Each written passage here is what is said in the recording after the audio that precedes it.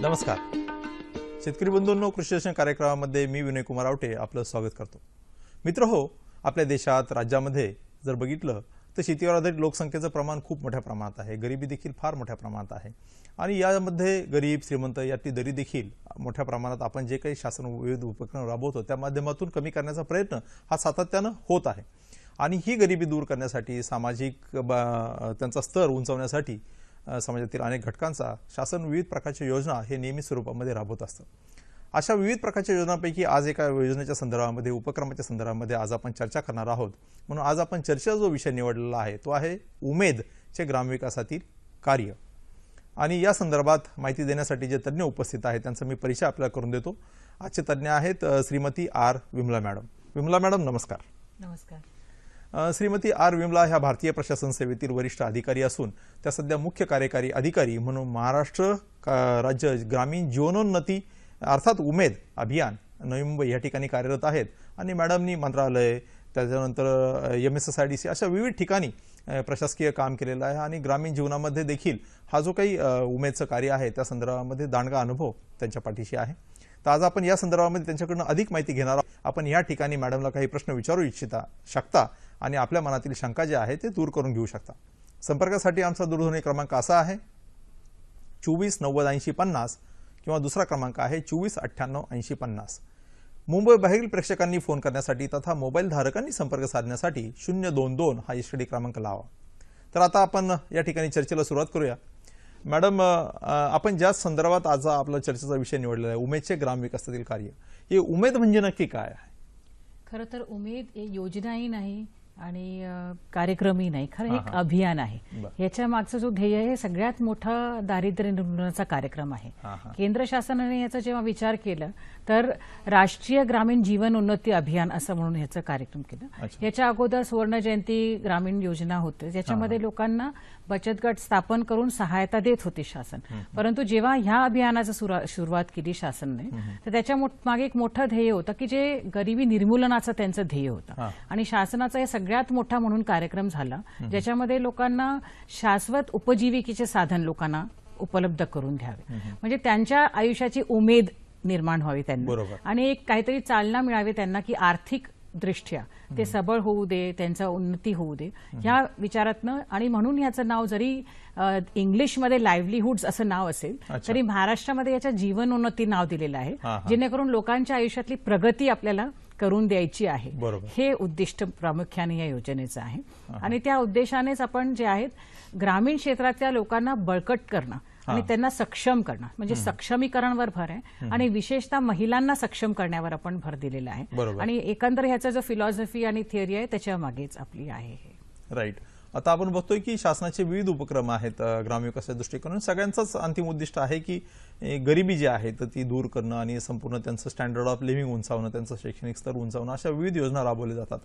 परंतु त्या बऱ्याचशा योजनांमध्ये आपण बघतो की अनुदान स्वरूपामध्ये काही मटेरियल दिलं जातं, काही यंत्र दिली जातात किंवा काही दिलं जातं.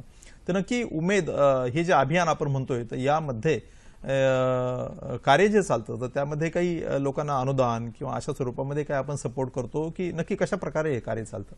खरं तर उमेदची जी शक्ती आहे ती ह्याच्यामध्ये आपण लोकांना कम्युनिटी रिसोर्स करतोय, म्हणजे ग्राम विकासाची संस्था आपण निर्माण करतो. साधारणतः कसं असतं, लोकांना अनुदान मिळालं की पैसे मिळाल्यानंतर त्याला ते नक्की कुठला तरी वापर करणार का नाही त्या कारणासाठी आपल्याला माहिती नाही. पण ह्याच्यामध्ये आपण काय करतो, पहिलं एक गट तयार करतो, म्हणजे स्वयंसहायता गट जे आणि विशेषतः महिलांचा स्वयंसहायता गट तयार करतो आणि त्यांना एकत्रित आपण आणतो. आणि ही एक शक्ती जेव्हा आपण निर्माण करतो की त्यांना मग नियमित बैठक त्याचा करायचा, एक दशसूत्री याच्या मागची भूमिका आहे आपली. तर योजना जी आहे ते 2 पद्धतीमध्ये आपण राबवत आहोत. एक आहे इंटेन्सिव्ह पद्धत आणि एक नॉन इंटेन्सिव्ह. इंटेन्सिव्ह मध्ये ज्या मानव निर्देशांकातले कमी स्तराचे जिल्हे होते त्या 14 जिल्ह्यांमध्ये आपण इंटेन्सिव्ह पद्धतीने राबवतो आणि नॉन इंटेन्सिव्ह आपण इतर जे आपले तालुके 331 आपण तिथे राबवत आहोत, 301 तालुके. आणि 50 जे आहेत जिल्हे आपले इंटेन्सिव्ह पद्धत 50 ब्लॉकमध्ये आपण इंटेन्सिव्ह पद्धतीने करतोय. तर याच्यामध्ये पहिलं आपण काय करतो की स्वयंसहायता गट स्थापन करणं आणि त्यांना दशसूत्री समजून सांगणं. आपण याच्या संदर्भामध्ये सविस्तर बोलणारच आहोत कारण आजचा प्रोग्राम हा फोन इन लाईव्ह स्वरूपाचा कार्यक्रम आहे. आपल्याला वाशिमवरून एक प्रेक्षक जे आहे काही विचारू इच्छितात, हरी मस्के साहेब.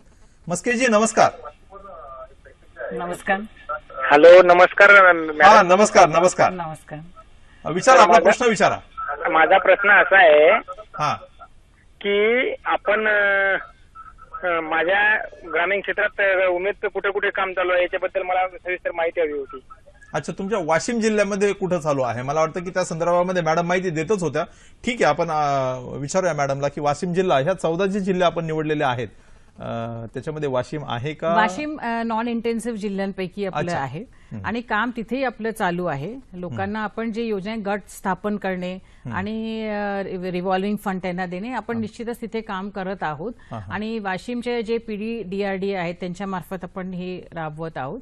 आणि ग्राम विकास विभागाचे जे BDO आहेत त्यांच्या कार्यालयातले जे आपले एक्सटेन्शन ऑफिसर्स आहेत आणि APO आहेत त्यांच्या मार्फत आपण काम सुरू आहेत. तर आपल्याला जर योजनेची माहिती पाहिजे असेल तर आपण निश्चित BDO ऑफिसला कॉन्टॅक्ट करू शकतात किंवा जिल्हा परिषदमध्ये PDDRD आहे त्यांच्या कार्यालयात आपण निश्चित कॉन्टॅक्ट करू शकतात आणि योजनेची माहितीही मिळू शकतात आणि योजनेचे जे लाभ आहे आपल्याला निश्चित मिळू शकते. बरोबर, म्हणजे पंचायत समिती किंवा जिल्हा परिषदच्या ऑफिसमध्ये जे आहे ते गट विकास अधिकारी किंवा प्रकल्प संचालक यांच्याशी संपर्क साधू शकतात. आपण मगाशी चर्चा करत होतो की इतर ज्या योजना आणि उमेद याच्यामध्ये त्याच्या संदर्भामध्ये जसं धोरणात्मक विविध बाबी आहेत त्याच्यामध्ये सक्षमीकरणावर जास्त आपण भर दिलेला आहे. त्या संदर्भात आपण तर स्वयंसहायता गट जे आहेत त्यांना आपण कसं सक्षम करू हे पहिलं शासनाने विचार केला आणि त्याच्यामध्ये आपण दशसूत्री आणलेलं आहे. तर दशसूत्री म्हणजे काय की पहिलं आपण महिलांना संघटित करतो. तर जेव्हा बैठक आपण नियमित घेऊ आणि संघटित राहू तेव्हा आपल्याला काय ध्येय हे निश्चित समजेल. आणि एकत्रित आल्यानंतर पहिलं त्यांच्यामध्ये बचतीची सवय लावायची. साधारणतः जेव्हा गावामध्ये आपण बघतो की 100 रुपये दिवसामध्ये किंवा 150 रुपये माणूस कमवतो तर संध्याकाळी खर्च करून टाकायची त्यांची गरजही असते आणि ते साठवून ठेवण्याची त्यांना अडचण निर्माण होते. पण पहिल्यापासून आपण जर बचत करायची सवय त्यांच्यात लावली तर काही ना काही रक्कम ते बाजूला ठेवू शकतात. या उद्देशाने त्यांना बचतीची सवय म्हणजे नियमित बचत करायचं आणि छोटेही का रक्कम असे ना 25 रुपये 30 रुपये किंवा 100 रुपये ह्या स्वयंसहायता गट एकत्रित करतात आणि त्याच्यानंतर मग ते अंतर्गत जे आहेत आपलं कर्ज करतात. म्हणजे साधारणतः गावामध्ये कशी गरज असते लोकांना की घरामध्ये एखादं आपल्याला वस्तू आणायची, मुलांचं पोशाख घ्यायचा आहे, शाळेमध्ये फी भरायची, तर पहिलं त्यांच्यामध्ये कॉन्फिडन्स निर्माण करतो की आपण घरातल्या ज्या छोट्या मोठ्या गरजा आहेत ते त्याच्यातलं परिपूर्ण करून घेऊ शकतात. आणि ते घेतल्यानंतर कर्ज त्यांना परत कसं करायचं म्हणजे परतफेड करण्याचे पण कॉन्फिडन्स असायला पाहिजे. म्हणजे पैसे आपण कर्ज घेतले आणि परत आपण फेडू शकले नाही तर आपल्याला पुढे कर्ज घेण्यामध्ये अडचण येऊ शकते बँकेमध्ये. सो कर्ज जेव्हा तुम्ही परतफेड करू शकतात आणि एक कॉन्फिडन्स आपल्याला निर्माण होतो की आपण कर्ज घेतलं, कर्ज परत फेडलं तर आपलं एक क्रेडिबिलिटी निर्माण होते की आपली शाश्वती आहे की आपण कुठलंही कर्ज घेतलं तर लोकांना आपण परत देऊ शकतो. आणि हे कर्ज परतफेड केल्यानंतर आपण बुक किपिंग पण ठेवतो. म्हणजे सक्षमीकरणाचा कार्यक्रम आहे. आपल्याला गडचिरोलीवरनं एक महिला काय विचारू इच्छिते, निर्मला गडावी. हॅलो. हा बोला सर. हा मडावी मॅडम नमस्कार. नमस्कार. नमस्कार सर. आपला प्रश्न विचारा. बँक गटांना कशा प्रकारे मदत करतात? बँक गटांना कशा प्रकारे मदत करतात? हा. तुमचा गट आहे का कोणता? हो सर, मी गटाचीच महिला आहे. अच्छा अच्छा, अरे वा, खूप छान. म्हणजे गडचिरोली सारख्या याच्यातून खूप आनंद वाटला. गडचिरोली आपलं इंटेन्सिव्ह जिल्हा पण आहे आणि गटाला बँकेचं कसं आपल्या सगळ्या बँकांचे जे विविध योजना आहे, समजा आपला प्रकल्प आपण तयार केला, आता गडचिरोलीमध्ये समजा आपण भात शेतीचं आहे किंवा मत्स्य व्यवसाय आपण धरूया की आजकाल इंडियन फिशरीजचं आपलं जरा काम चालू आहे. तर समजा एका गटाच्या स्त्रीला मत्स्य व्यवसाय सुरू करायचा आहे तर 300-400 रुपयाला आपल्याला फिंगरलिंग्स म्हणजे छोट्या ज्या मासे मिळू शकतात आणि मग ते पॉन्डमध्ये डेव्हलप करून मासेमारी करू शकतो. हे म्हणजे छोट्या रकमेचाच आपण करू शकतो. पण इतर मोठ्या शेती करायचं किंवा छोटासा धंदा सुरू करायचा आहे तर बँक जे काय उपलब्ध आहे आपल्या गावामध्ये, रीड बँक असेल तर फॉर्म्स सुद्धा आपल्या उपलब्ध आहे वेबसाईटमध्ये. आणि आपल्याला मदत करण्यासाठी आमचे CRP आहे ते आपल्याला फॉर्म कसं भरायचं, काही अडचण आहे का, त्याला कुठले पुरावे लावायचे आहेत, अशा प्रकारे लावून ते बँकेपर्यंत आपल्याला पोस्ट करून देतील. आणि 10,083 कोटी आपल्याला उपलब्ध आहे राज्यभरासाठी.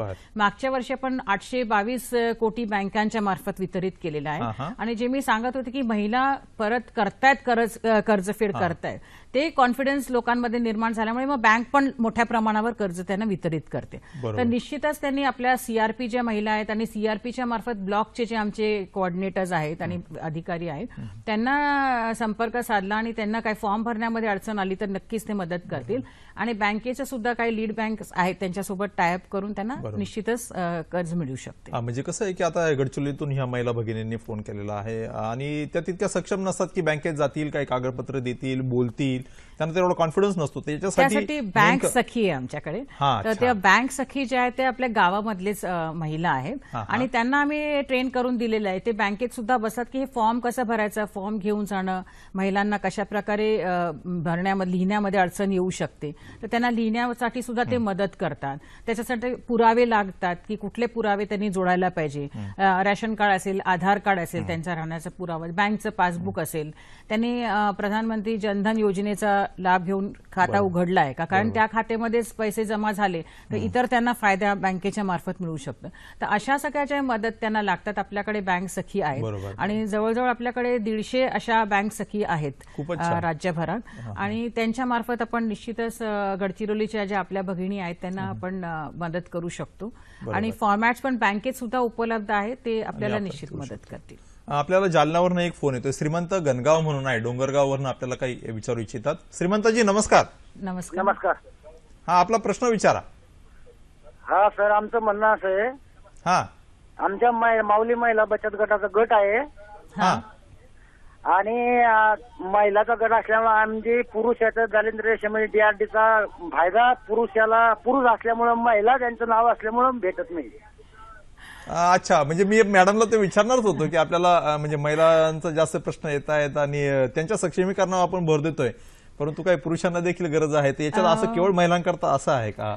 ऍक्च्युली जे आपण सहायता गट करतो ते विशेषतः महिलांसाठीच करतो, पण महिला कुटुंबाचाच भाग आहे. बरोबर. आणि जिथे जिथे मी फील्डवर गेलेले मी असं बघितलंय की पुरुष महिलांना चांगल्या प्रकारे सपोर्ट करत असल्यामुळे हे आपला कार्यक्रम चालू आहे. आणि त्यांना जरी ते गटामध्ये नसतील समजा तरी ते गटाचे त्यांच्या महिला, त्यांच्या पत्नी असतील, बहीण असतील, आई असेल आणि त्यांच्या मार्फत त्यांना निधी उपलब्ध होऊ शकतो. पण मला असं वाटतं की कृषी विभागाचे पण असे काही गट आहेत ज्याच्यामध्ये पुरुष सहभागी आहेत, तर त्यांच्या मार्फत त्या गटामध्ये ते तिथे सामील होऊ शकतात.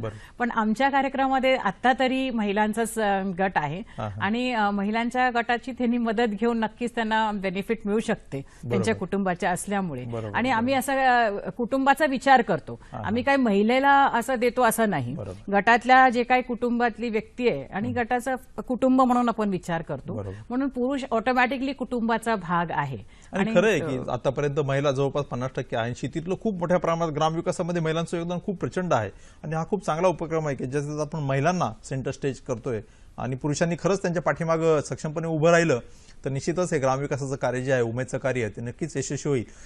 मित्रहो, या संदर्भामध्ये उमेदचं जे काही ग्रामविकासातलं कार्य आहे आणि हे अभियान काय आहे, याच्यात कोणकोणत्या बाबी आहेत, या संदर्भात आपण असंच जाणून घेणार आहोत विमला मॅडमकडनं. पण तत्पूर्वी पुढे जाण्याआधी घेऊया एक अल्पशी विश्रांती.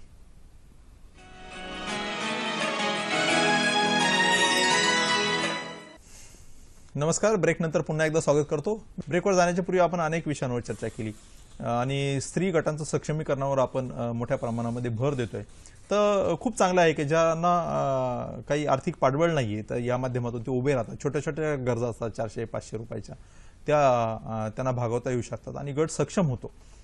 परंतु काही ठिकाणी जे आहे तर सुरुवातीला, कारण एकदमच नवीन हे गटात आल्या तर त्यांना कशा प्रकारे बिझनेस करायचा, काय करायचं, तर याच्यासाठी त्यांना काही कॅपिटल म्हणजे पैसा जो आहे तो त्यांच्या हातात दिला जातो का?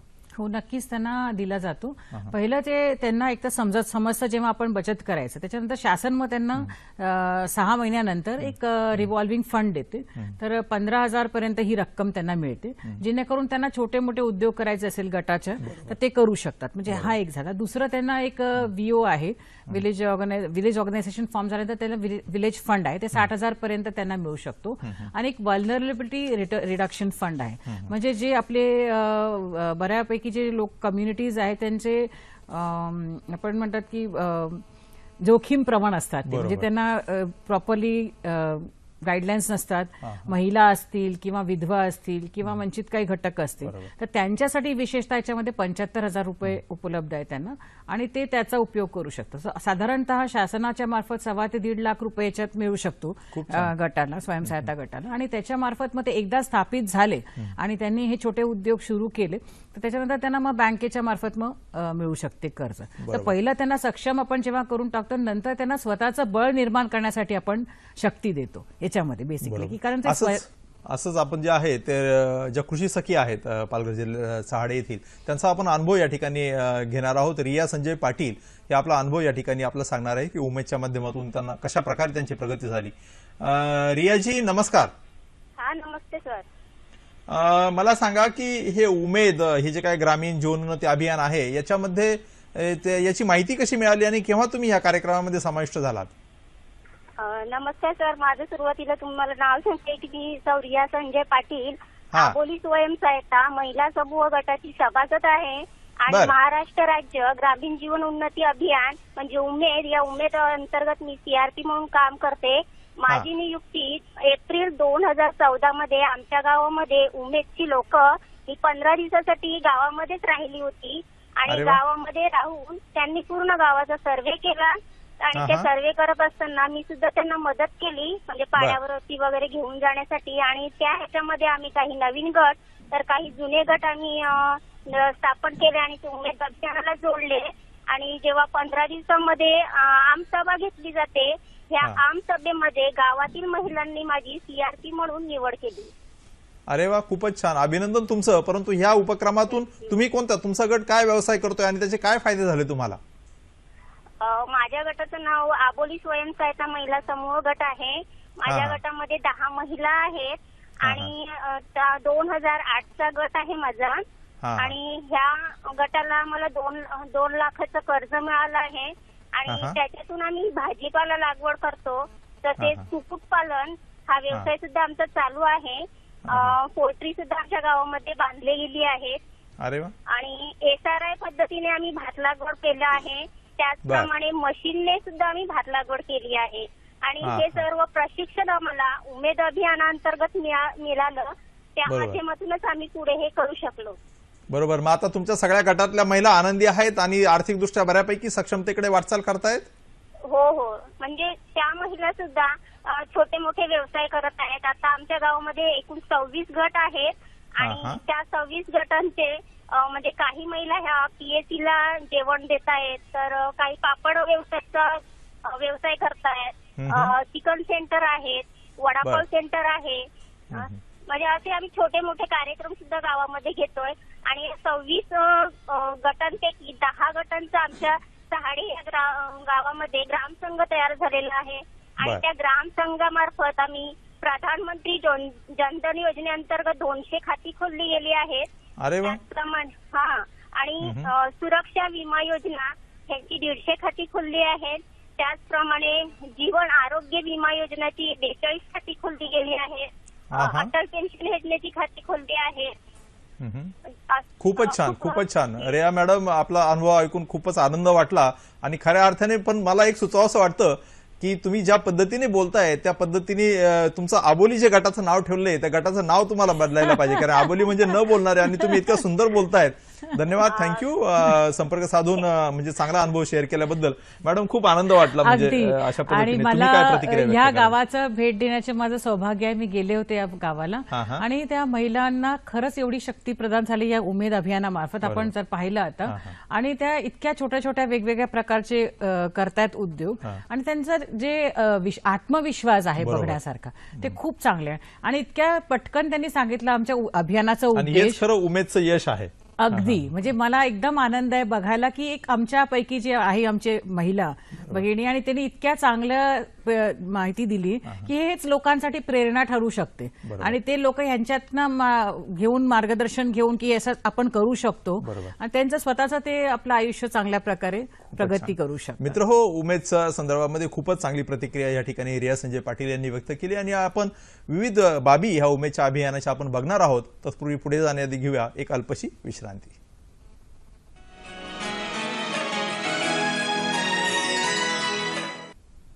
ब्रेक नंतर आपलं पुन्हा एकदा स्वागत करतो. मॅडम, आपण ब्रेकवर जाण्याच्या पूर्वी खूप विषयांना आपण हात घातलेला आहे. आपण लॅपटॉपवर पण खूप काही गटांनी जे काही काम केलेलं आहे तर त्या संदर्भामध्ये काही चित्र आणलेली आहेत तर ती आपण प्रेक्षकांना दाखवूया आणि ती थोडक्यात कोणकोणत्या प्रकारच्या विविध ऍक्टिव्हिटी गटांनी केलेल्या आहेत तर ते आपण या ठिकाणी दाखवूया. सर्वप्रथम मी आपल्याला दाखवू इच्छिते की श्री पद्धतीने भात लागवड जे आहे SRI कल्टिव्हेशन जे म्हणतो की आपण जे आता चित्र बघत असाल स्क्रीनवरती याच्यामध्ये साधारणपणे जे पारंपरिक लागवड आहे आणि श्री पद्धतीने लागवड आहे जर आपण पाहिलं तर एका रांगेमध्ये हे लावलेलं असतं आणि त्याची पद्धत जी आहे प्लांटेशनची खूप चांगली असल्यामुळे डिस्टन्स चांगलं ठेवलं जातं आणि म्हणून वाढ चांगली होते जे आपले भात शेतीची आहे आणि ते भात शेतीची वाढ चांगली झाल्यामुळे ह्याचे जे दाणे सुद्धा निघतात भाताचे जे पीक आहे तर ते खूप चांगल्या प्रकारचे आपल्याला भाताची जी खूप चांगल्या रीतीने दाखवलंय आपण म्हणजे त्याची लोंबेचा आकार आणि दाण्यांची संख्या जी आहे तर त्याच्यामुळे कसं असतं की जवळजवळ तिप्पट त्यांना यील्ड ह्याच्यामध्ये उत्पादन होऊ शकतो आणि त्याच्यामुळे निश्चितच त्यांना आर्थिक लाभ होतो म्हणजे पारंपरिक पद्धतीने जर आपण केलं ना हे फरक आहे दुसरं जे आपण भाजीपाला लागवड जे आहे जर बघतो तर ह्याच्यामध्ये जेव्हा स्वयंसहायता गट भाजीपाला लावते तर भाजीपाला लावल्यानंतर विकायचं कुठं हे फार मोठं आपल्या त्यांचा प्रश्न असतं तर आपण काय केलंय की बायफ मित्रा संस्था यांच्या मार्फत याचं सॉर्टिंग कसं करायचं ग्रेडिंग कसं करायचं आणि मग त्याचं पॅकिंग चांगल्या प्रकारे करून आपण विक्री करतो म्हणजे लोकल मार्केटमध्ये करू शकतो आणि आपली भाजी जवळजवळ एपीएमसीच्या मार्केटमध्ये 25-30 लाखाचं आपण आणून इथे मागच्या वर्षी बिझनेस केलेला आहे आणि हे सगळ्या महिला बचत गटाने एकत्रित ते जमा करतात भाजी एका केंद्रामध्ये आणि बायफचे ट्रक येऊन इथे आपल्या एपीएमसी मार्केटमध्ये विकतात म्हणजे हे एक आपल्याला एक चांगलं याच्यामध्ये उपजीविकेचं साधन मिळालेलं आहे महिलांना आणि घराच्या शेजारी शेतामध्ये आजूबाजूला बाकीचं ते इंटर प्लांटेशन जे इंटर क्रॉपिंग पण करू शकतात म्हणजे किचन गार्डन करू शकतात कारण बेसिकली लोकांना जे आहेत न्यूट्रिशन फार महत्वाचं आहे आणि जर घरातच आपले चांगली भाजीचे बाजारात आपल्याला सगळ्यांना माहिती आहे की ती महाग आहेत आणि मुलांना चांगलं पोषण देणं स्वतःला चांगलं पोषण मिळणं तर हे त्यांना दोन्हीकडनं फायदा होतो एक तर बाजारात ते विकू शकत आहेत आणि दुसरं त्यांना घरासाठी पोषक आहार पण मिळत आहे तर हे ह्याचं एक चांगलं झालंय दुसरं त्यांना ते मोगरा कल्टिव्हेशन एक खूप आपलं चांगलं झालेलं आहे ह्याच्या चित्रामध्ये आपल्याला दिसत आहेत मोगराची फुलं हे खूप चांगलं आमचं सक्सेसफुल मॉडेल आहे जवळजवळ 5 कोटीचा उलाढाला पण केलेला आहे जव्हार तालुक्यामध्येच एकच जो आदिवासी तालुका आहे आणि ह्याच्यामध्ये कसं आहे की खूप कमी पाण्यामध्ये असे म्हणजे 7-8 महिन्यामध्ये आपलं प्लांटेशन चांगलं वाढू शकतो आणि प्रत्येक प्लांटमधनं आपल्याला चांगल्या प्रकारे 5 ते 6 किलो मोगरा मिळू शकतो आणि मार्केटिंग जर आपण केलं चांगल्या प्रकारे तर जसं आपल्याला कलेक्शन सेंटर आपण बायफच्या मार्फत स्थापन केलेले तर मोगरा आपण सगळं एकत्रित करतो तिथून मग दादरच्या मार्केटमध्ये आपण आणून विकतो तर महिलांना सकाळच्या वेळेत ते सगळं मोगरा एकत्रित करतात लावतात आणि ह्याला पाणीची पण जास्त गरज नाही तर व्यवस्थित आणि ग्रेडेड लँडवर पण करू शकतो आणि त्या ठिकाणी आपण कृषी विभागाच्या माध्यमातून ठिबक सिंचन देऊ शकतो दिलेलं आहे त्याचा खूप फायदा मिळतो लोकांना आणि ते दोन्ही आपण स्कीम्स एकत्रित केल्यामुळे आणि लोकांना टेक्नॉलॉजीचा वापर करूनही चांगल्या प्रकारे करू शकलेले आहेत दुसरं जे आपलं आहे ते आपण मत्स्य व्यवसाय जे आहेत याला आपण आता नवीनच सुरू केलेलं आहे तर आपले 138 असे गट आहेत ज्यांना आपण मत्स्य व्यवसायाचा सपोर्ट करत आहोत छोट्या छोट्या तळ्यांमध्ये आपण म्हणजे आता बघतो की मराठी शासनाने पण मागेल त्याला शेततळे योजना घेतली जवळपास म्हणजे लाखो तळे आता राज्यामध्ये निर्माण होत आहेत 30 बाय 30 जर शेततळे असेल आणि त्याच्यामध्ये मासेमारीचं जर आपण हे छोटे फिंगरलिंग्स टाकले तर 300-400 रुपयाचे फिंगरलिंग्स मिळतात लोकांना आणि त्याच्यातनं अशा मोठ्या प्रमाणात त्यांना मासे उत्पादन होऊ शकतो आणि जवळजवळ 90 ते 80-90 हजार रुपये त्यांना मिळू शकतो आणि हे सगळ्यात लवकरात लवकर त्यांना उत्पादन मिळू शकते पौष्टिक आहे म्हणजे पौष्टिक आहे स्वतःच्या खाण्यासाठी आहे आणि विकण्यासाठी सुद्धा आणि माशांचे विविध प्रकार जे आहेत लोकांचे लोकल गरजा जे आहेत सपोज आपण ते केले तर त्याचं चांगला मार्केट त्यांना मिळू शकतो दुसरं जे आपण केलेलं आहे की आपण पशु सखी म्हणून एक कॅडर आपण निर्माण केलेलं आहे तर ह्याच्यामध्ये शेळी मेंढी पालन जे आहे त्यांना आपण खूप चांगल्या प्रकारे सपोर्ट करतो तर आपल्या ज्या महिला आहेत आपण यांना पशु सखी म्हणून ट्रेट केलंय लखनौची संस्था आहे गोट ट्रस्ट म्हणून साधारणतः आपण काय बघतो की शेळ्या मेंढ्यांचं जगण्याचं प्रमाण कमी होऊन जातो कारण त्यांना वॅक्सिनेशन नसतं चांगल्या वातावरणामध्ये स्वच्छ नसतं ठेवण्याचं त्यांचं जागा तर ह्या पशुसखी जे आपण कॅडर ते निर्माण केलेलं आहे ते गावाच्या सर्व्हिस ओरिएंटेड लोक आहेत त्यांना आपण काय मानधन देत नाही त्यांच्या कार्यामधनच त्यांना मानधन मिळत आहे तर ते गावाच्याच महिला आहेत आणि मुली आहेत ज्यांना आपण गोट ट्रस्टच्या लोकांच्या मार्फत एकदा ट्रेनिंग दिलेलं आहे आणि मग लसीकरण करणे स्वच्छता कसं ठेवणे गोठा कशा प्रकारे ठेवणे त्यांना युरिन टँक बांधून देणे त्यांचं वजन करणे आणि त्यांना खाद्य देण्यासाठी अशा पशु चार्ट सुद्धा ते निर्माण करतात आणि 5 ते 10 रुपयामध्ये हे लोकांना ते विकतात दाना मिश्रण आणि पशु चार्ट खूप चांगली माहिती दिली आपण आता या संदर्भामध्ये एक पशुसखी आता आपण विषय काढलाच आहे तर आपल्याकडं एक मत्स्य व्यवस्थापक आहे जया कविश सिसले म्हणून नुकती या गावच्या घाटंजी यवतमाळ ते आपल्याला अनुभव शेअर करतायत जयाजी नमस्कार नमस्कार सर तुम्ही आता ह्या उमेद उपक्रमामध्ये प्रभाग मत्स्य व्यवस्थापक म्हणून काम पाहता आहात. नक्की ह्या उपक्रमाशी तुम्ही कसा जोडलेला गेला आहात आणि या उपक्रमाच्या माध्यमातून तुम्ही काय ऍक्टिव्हिटी करता आहात? तर मी उमेद अभियानामध्ये नोव्हेंबर 2014 मध्ये उमेद अभियानातील पदाधिकारी जेव्हा आमच्या गावामध्ये आले आणि त्यांनी आम्हाला उमेद अभियानाबद्दल संदर्भातील माहिती सांगितली, ती आम्हाला आवडली आणि त्यानंतर आम्ही महिला बचत गटाची स्थापना केली आणि उमेद अभियानामध्ये समाविष्ट झालो. बर. आणि तुमच्या गटाचं नाव काय आहे आणि कोणत्या प्रकारचं कार्य तुमचा गट करतोय, काय ऍक्टिव्हिटी करतोय उपजीविकेसाठीची? सर, माझ्या गटाचं नाव रमाई स्वयंसहायता समूह गट नुक्ती, यवतमाळ जिल्ह्यातील घाटंजी तालुक्यामध्ये नुक्ती हे गाव आहे सर. बरोबर. त्या गावामधली मी महिला आहे. या गावामध्ये सर मी माझ्या गटातील महिलांना आता मी CFM म्हणून प्रभाग मत्स्य व्यवस्थापक म्हणून काम करते. तर प्रभाग मत्स्य व्यवस्थापक म्हणून काम करते. घाटंजी तालुक्यामध्ये सर मी 16 गावामध्ये काम करते. या संदर्भात सर माझ्या गटाला मी सध्या मच्छीला जे आवश्यक असणारे खाद्य आहे त्या खाद्य व्यवस्थापनाबद्दल व्यवसायासाठी सर मी जोडल्या गेलेली आहे. माझ्या स्वतःच्या गटामध्ये जे काही मच्छीला लागणारं खाद्य आहे ते माझ्या गटातील महिला तयार करत आहे. आणि मी यवतमाळ जिल्ह्यामध्ये सर काम करत असताना आता याच्यामध्ये 49 शेतकरी जे आहे, आता यवतमाळ जिल्हा सर आत्महत्याग्रस्त शेतकऱ्यांचा जिल्हा म्हणून सर मानला बरोबर आहे. तर सर मग आता तुम्ही साधारणतः किती लोकांना हे मत्स्य खाद्य पुरवत आहात? सर 49 शेतकरी आहे सर. ज्या 49 शेतकऱ्यांच्या शेततळ्यामध्ये मी मत्स्यबीज सोडलं आहे सर. अरे वा. आणि कुठनं आणलं तुम्ही हे मत्स्यबीज? सर ते स्वतः आम्ही तयार केलं आहे. म्हणजे आमच्या डिपार्टमेंट अंतर्गत जे मत्स्य विभागा कार्याअंतर्गत इसापूर धरणावरून आम्ही 2 लाख मत्स्य जिरा आणलं होतं आणि त्या 2 लाख मत्स्य जिराची जोपासणूक आम्ही 4 शेतकऱ्यांच्या शेततळ्यामध्ये नर्सरी तयार केली आणि त्या नर्सरी तयारमध्ये हापे जोड लावले आणि त्या हाप्यामध्ये ते बीज सोडलं आणि त्या बीजाची जोपासणूक सर आम्ही 1 ते 1.5 महिना केली आणि त्याची वाढ मत्स्य जिरापासून तर बोटुकली होईपर्यंत त्याचं संगोपन केलं आणि ते मत्स्य जिरं सर शेतामध्ये जे शेतकरी साधारणतः एका शेतकऱ्याला शेवटचं सांगा ज्या मॅडम आपल्याकडे वेळ कमी आहे, साधारणतः एका शेतकऱ्याला जर त्या तळ्यामध्ये मत्स्यबीज जर सोडलं तर त्याला खर्च किती येतो, साधारणतः उत्पन्न किती मिळतं त्याला त्याच्यापासून? सर मत्स्य जिरा संदर्भात जर सांगायचं झालं तर एका शेतकऱ्याला जवळपास एका मत्स्य जिऱ्याची 1560 1 लाख मत्स्य जिऱ्याची किंमत आहे आणि हापा म्हणजे जवळपास 3000 खर्च येतो जर मत्स्य जिरं सोडलं तर.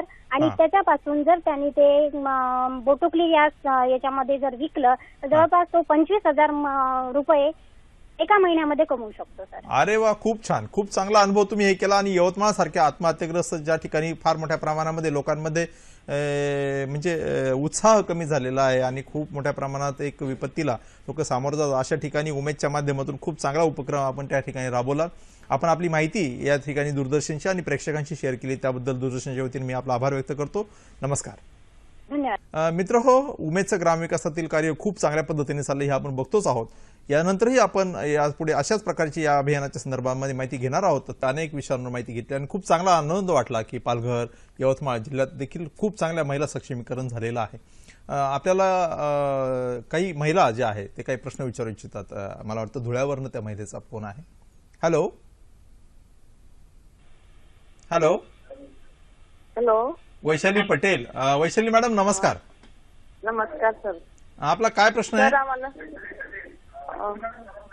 आम्हाला उमेदची जुळवून घ्यायची तर उमेदची जुळवून घ्यायची तर कशा प्रकारे कॉन्टॅक्ट करायचा? अच्छा, आपल्याला आपण धुळे जिल्ह्यातल्या कुठल्या तालुक्याच्या आहात ताई? शिरपूर तालुका.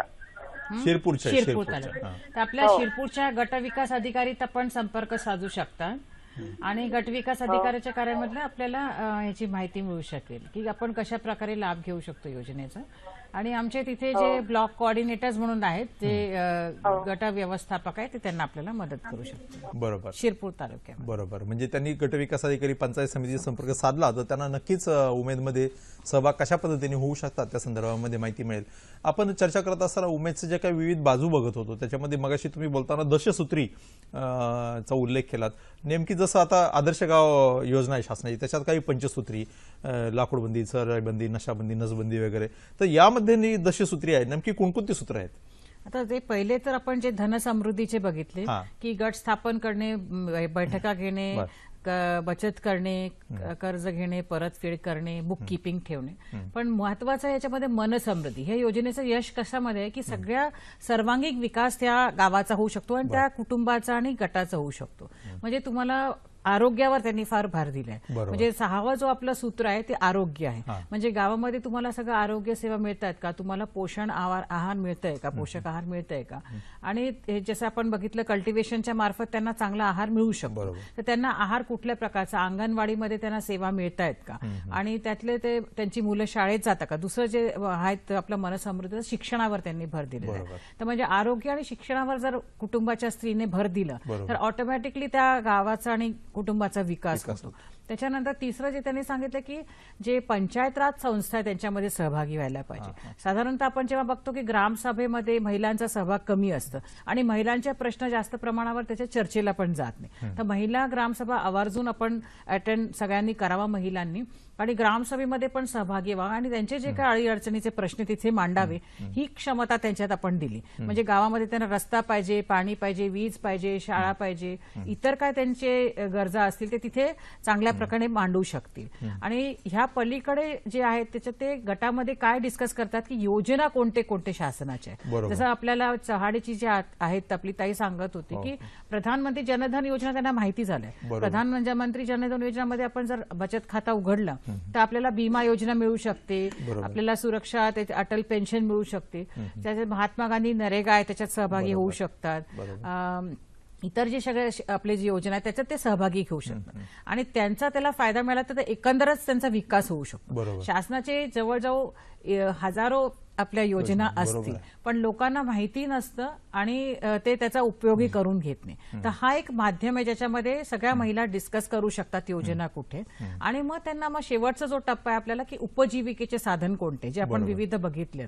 तर त्यांना जर शेती चांगलं त्यांचं प्रगती करायचं असेल तर त्यांना आपण टेक्निकल सपोर्ट देतो, एक्सपोजर व्हिजिटला घेऊन जातो, चांगलं तंत्रज्ञान कसं वापरायचं, जसं भात शेतीमध्ये ट्रान्सप्लांटर वापरायचं, तूर डाळीचं उत्पादन कसं वाढवायचं, कॉटनचं जे आपल्याला ग्रोथ करायचं तर कसं करायचं, सोयाबीनचं डेव्हलपमेंट करू शकतो. मग आपल्याला पोल्ट्री करायचं असेल, म्हणजे एकंदर आपण सर्वांगीण उन्नतीच्या दृष्टिकोनातून ज्या ज्या बाबी आहेत त्या सगळ्या बाबींना याच्या माध्यमातून ज्या आहेत त्याच्यात करतो.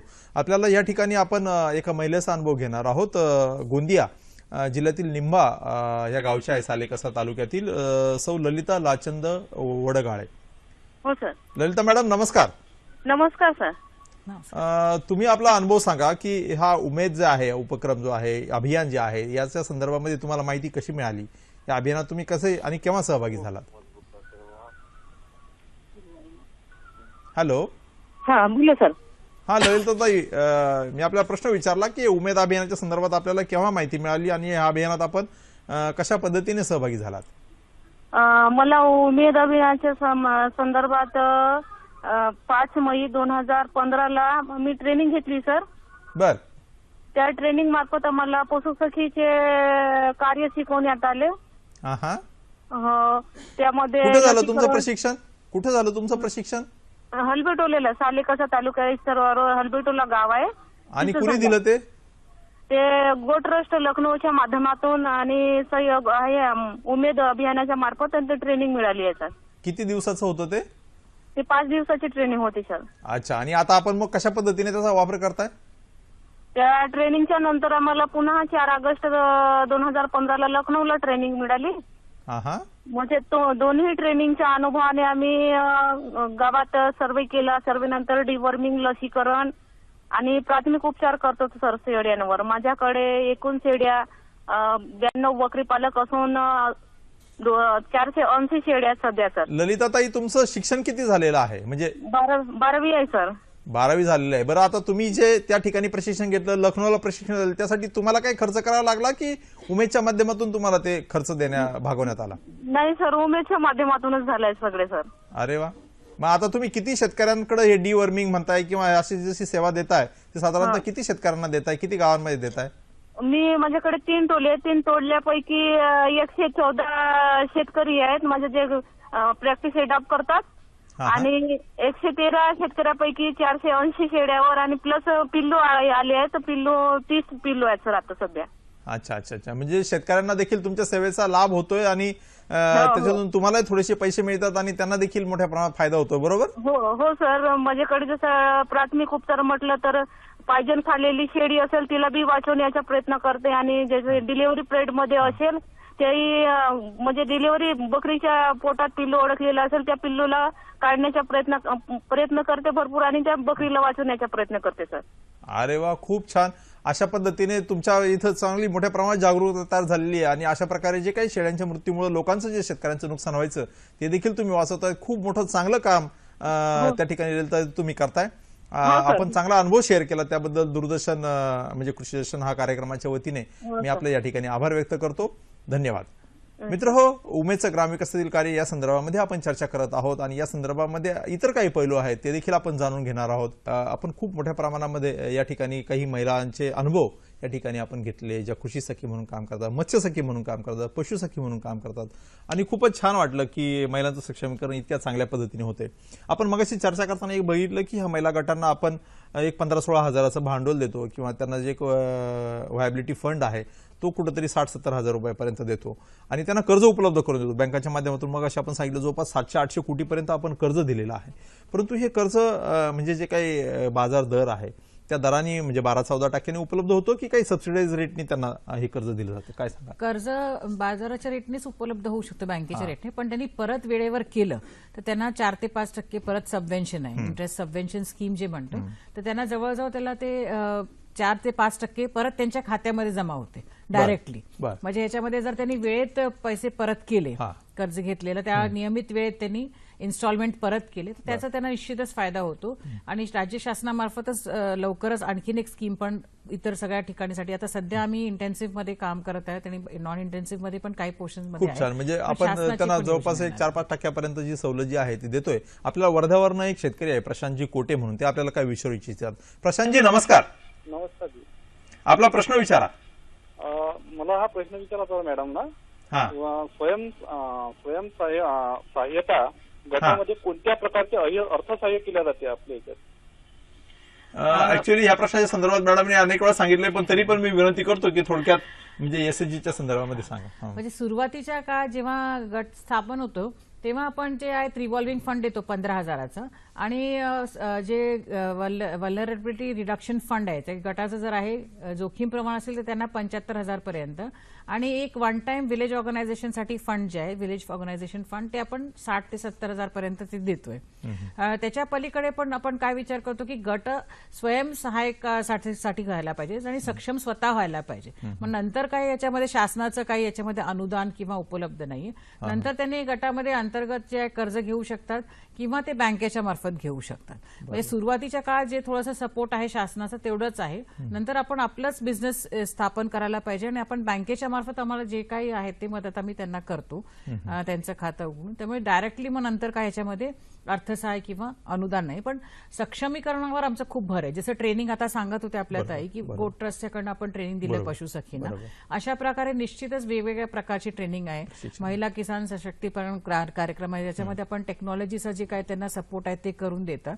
तर अशा प्रकारे त्यांना जे काही सपोर्ट लागत असेल ते आपण त्यांना करून देत आहोत. खूप छान. आता आपण बघितलं की आपण ज्या महिला सखी बोलत होत्या त्या काही कृषी सखी म्हणजे उत्पादन, भाताचं उत्पादन असेल किंवा भाजीपाल्याचं उत्पादन असेल किंवा काही सर्व्हिस प्रोव्हायडर आहे यामध्ये, तर त्या करत होत्या. जसं आपण गोंदियाचं उदाहरण घेतलं किंवा यवतमाळचं उदाहरण घेतलं. परंतु बाजार जे आहे विपणन उत्पादित मालाचं हे खूप आहे, ते विपणन कौशल्य किंवा त्या संदर्भामध्ये काय आपण मदत करतो का काय? त्याच्यासाठी आमची आता एक नवीन आम्ही एक मायक्रो एंटरप्राइज कन्सल्टंट स्कीम सुरू केलेली आहे आणि ह्याच्यामध्ये आपण कसं लायसन्स, एक तर खाद्यपदार्थ असेल तर त्याला लायसन्स लागतं, FSSAIचं लायसन्स लागतं, किंवा त्यांना डेली रेकॉर्ड कसं ठेवायचं, बिझनेस प्लॅन कसं बनवायचं, लोनसाठी कसं अप्लाय करायचं आणि मूलभूत जे काय उद्योगाचे कार्यपद्धती आहे त्यांना समजून सांगणे. यासाठी आपण मायक्रो एंटरप्राइज कन्सल्टंट कुटुंबश्री संस्था आहेत केरळाची, त्यांच्याकडनं आपल्याकडे काही लोक आले होते आणि आपण जवळजवळ असे 150 ते 200 लोक जे आहेत आपण अशा प्रकारचे मिसेस आहेत आणि यांच्या मार्फत मग आपण विक्री करण्यासाठी त्यांना समजून सांगितलं की कशा प्रकारे मार्केट, छोटे छोटे हँडीक्राफ्ट्स असतील, इतर खाद्यपदार्थ असतील, लोणची पापड कशी विकायची, पॅकिंग कसं करायचं. आणि ह्यासाठी महालक्ष्मी सरस जे आहे ते खूप चांगलं उदाहरण आहे. कोकण सरस किंवा महालक्ष्मी सरस विभागीय सरस पण काही मला वाटतं चित्र आहेत, मी दाखवू इच्छिते की अशा जे एक्झिबिशन्स आहेत, विशेषतः महालक्ष्मी सरस आहे त्या ठिकाणी आपल्या ज्या मायक्रो एंटरप्राइज कन्सल्टंट आहेत आपल्याला मोठ्या प्रकारे दिसतात की ते कसं काय मॅनेज करायचं, मार्केटिंग कसं करायचं, यावर त्यांनी खूप चांगलं आपल्या महिला बचत गट आहेत स्वयंसहायता गट, त्यांना ते ट्रेन करतात. मुंबईमध्ये मला वाटतं पुढच्या आता येणाऱ्या जानेवारीमध्ये परत आपल्या 15 दिवसाचा मेळावा आहे त्याच्यामध्ये, किंवा मग वीकली बाजार त्यांना उपलब्ध आहे.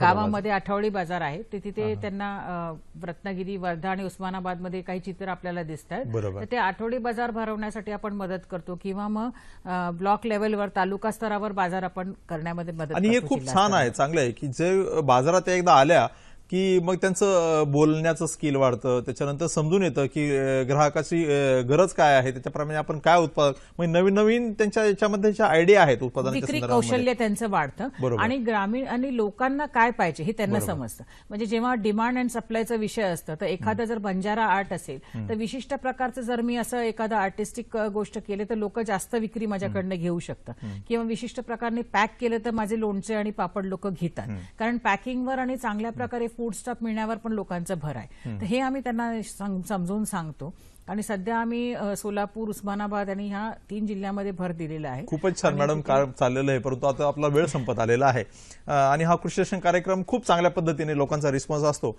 आपण दर गुरुवारी हा कृषी दर्शन कार्यक्रम 6 ते 7 दरम्यान फोन इन लाईव्ह स्वरूपाचा करत असतो.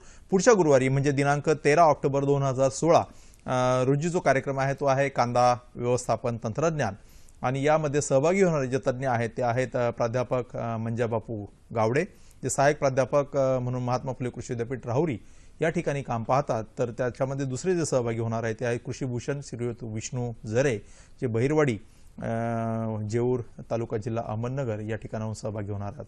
मित्रहो, हा कृषी दर्शन कार्यक्रम आपल्याला कसा वाटला त्या संदर्भामध्ये आपल्या प्रतिक्रिया जाणून घेण्यासाठी आम्ही नेहमीच उत्सुक असतो.